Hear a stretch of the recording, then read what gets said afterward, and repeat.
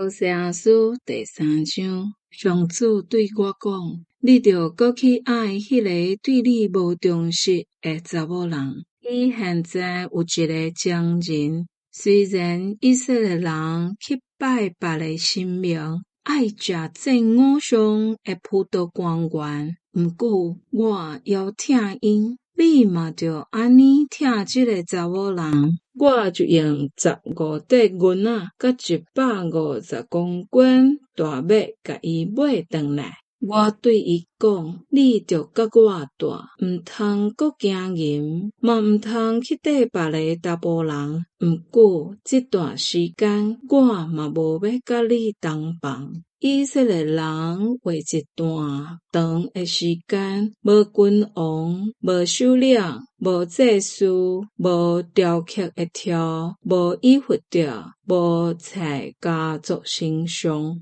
后来以色列人为搁转来归属上主，因个上帝恢复地别的王朝。伫将来的日子，因为敬畏上主，领受伊丰盛的恩惠。